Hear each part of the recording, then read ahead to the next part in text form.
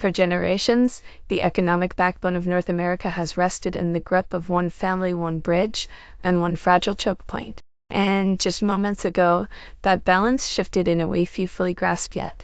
The President of the United States has suddenly realized he is bluffing without leverage. What we are witnessing is the culmination of a geopolitical strategy 25 years in the making. A $5.7 billion strategic decision executed quietly by Canada while Washington was distracted, dismantling a century-long monopoly and shielding the continent's most critical trade artery from the political turbulence now emanating from the White House. Donald Trump has threatened to prevent the opening of the Gardie Howe International Bridge, arguing the deal is unfair, demanding greater American ownership, and insisting Canada exploited the United States. But the facts are movable. The concrete has been poured. This deal is standing. The agreements were signed more than a decade ago by officials within his own political orbit. Tonight, we break down why this threat is not only hollow but legally and mathematically unenforceable. How Canada effectively purchased economic autonomy, and why the 2026 opening of this bridge signals the end of an era in which American political instability could hold Canada's economy hostage.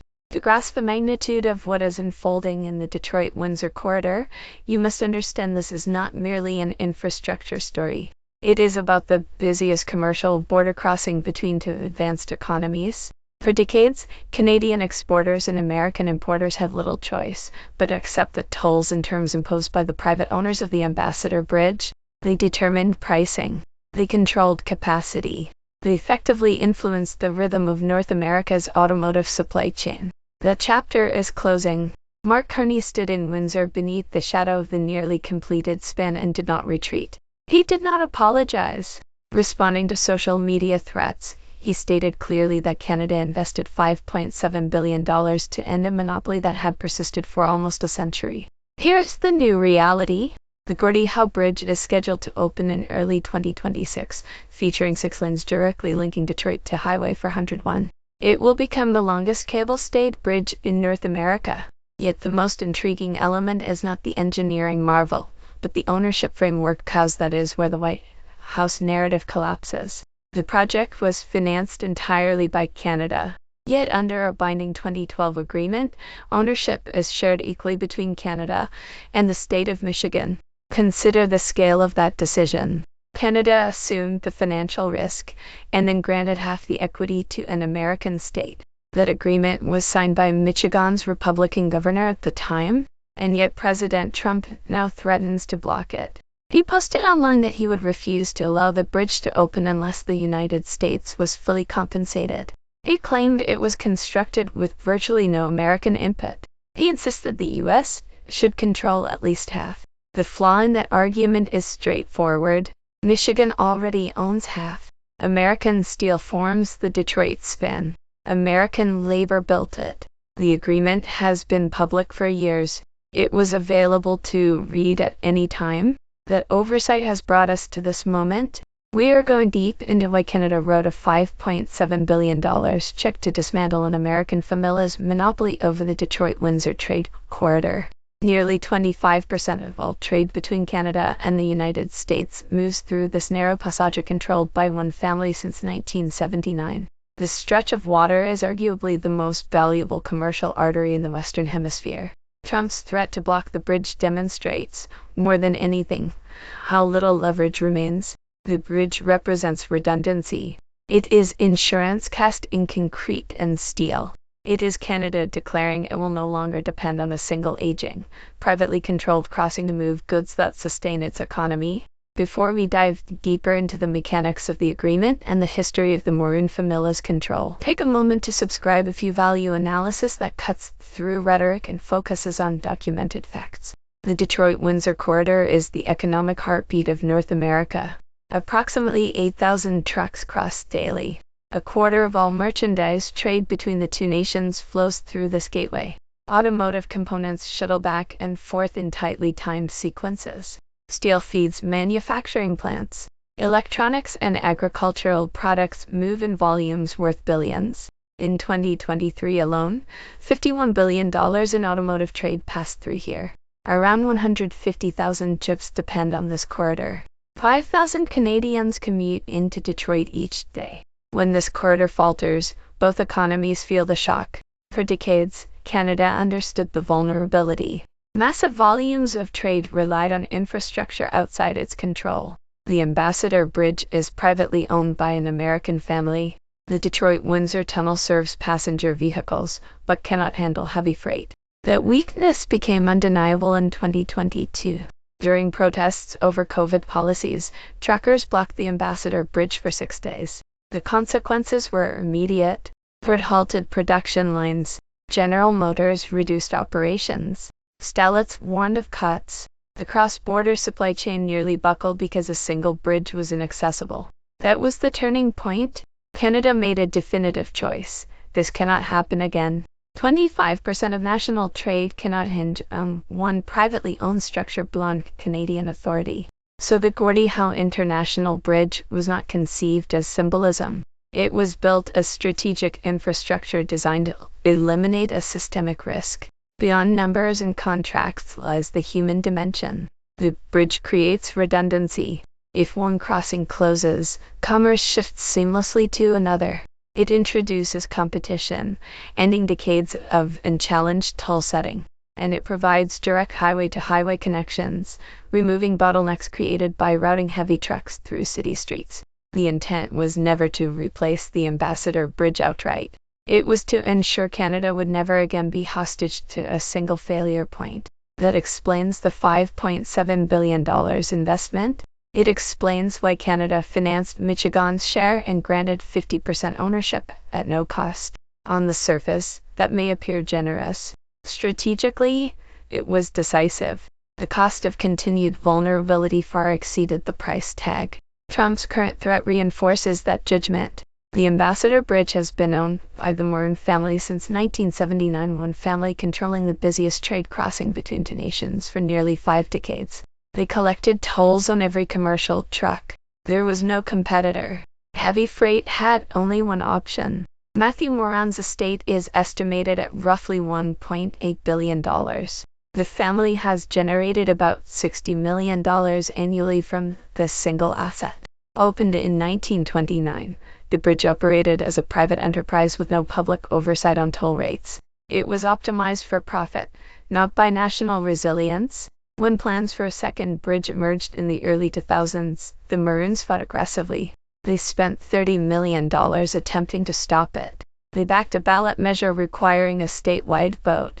Michigan voters rejected it 60-40. Lawsuits alleging exclusivity were dismissed. Lobbying campaigns framed the project as unnecessary. But the real issue was competition. A publicly overseen bridge would mean alternatives, lower tolls, and the end of monopoly profits accumulated over decades. Why did Canada fund the entire project? Because without Canadian financing, it would not exist. The 2012 crossing agreement clearly states Canada would finance and construct the bridge. Michigan would receive joint ownership at zero cost. Canada would collect tolls until recovering construction expenses. Afterward, Michigan would receive half of net toll revenues indefinitely. Republican Governor Rick Snyder signed that deal. The Michigan legislature approved it. Federal permits were issued between 2013 and 2014. In 2017, President Trump himself called the bridge a vital economic link. In 2019, he signed $15 million in funding for U.S. customs facilities at the site. Canada financed the project because Michigan's legislature declined to allocate funds. Ottawa concluded redundancy was essential enough to shoulder the cost alone. Michigan gained a multi-billion-dollar asset at no expense. That is the agreement now labeled unfair. Physically, the bridge eliminates inefficiencies. The Ambassador Bridge routes trucks through urban streets, adding roughly 20 minutes per trip. The Gardie Howe Bridge connects Interstate 75 directly to Highway 401, no traffic lights, no stops, uninterrupted flow.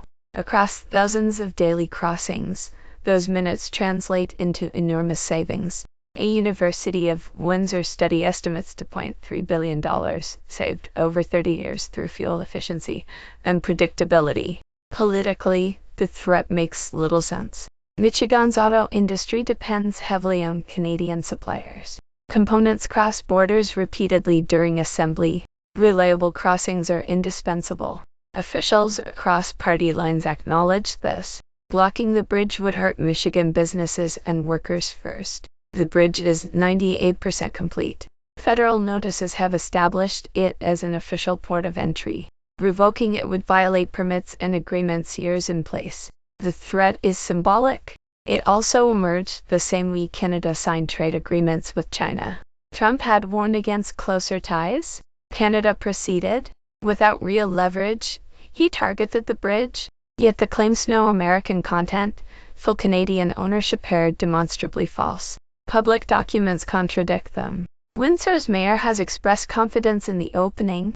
The project has spanned 25 years and multiple administrations. One social media post cannot unwind that. Carney responded calmly, Canada paid. Michigan owns half. American labor built it. He invited clarification from U.S. officials. The facts remain undisputed. The broader pattern is strategic diversification. Canada is reducing dependence on U.S.-controlled choke point through rail access to Hudson Bay, expanded trade agreements, and diversified fertilizer sourcing. These are not acts of hostility, but hedges against unpredictability. When the bridge opens, trucking firms gain options. Toll competition will exert downward pressure. Transit times will shrink. Both Michigan and Ontario benefit. The only clear loser is monopoly toll revenue. Construction is nearly complete. Customs plazas are operationally ready. Staff are being trained. Systems are tested. The structure is physically integrated into interstate networks. Concrete does not yield to tweets. This marks a maturation in the bilateral relationship. For decades, integration was assumed. Recent volatility has prompted Canada to invest in sovereignty. Trust remains, but it is now paired with diversification. The bridge is designed to last 125 years beyond any presidency. It symbolizes long-term planning over short-term theatrics. Rates will be overseen by the Windsor-Detroit Bridge Authority, prioritizing efficiency over maximum extraction. Trump's threat ultimately validated the investment. It illustrated precisely why redundancy was necessary. The Gordie Howe Bridge represents pragmatism over populism, durable planning over temporary outrage. When it opens, trucks will move, trade will accelerate, families on both sides of the border will benefit from smoother supply chains. The next time a threat of closure surfaces, remember there is no steel and concrete standing in the way. Canada played a strategic hand decades in the making, and it is a winning one. If you want to stay informed on the intersection of global trade and political strategy, subscribe. We will be there in 2026 when the bridge officially opens.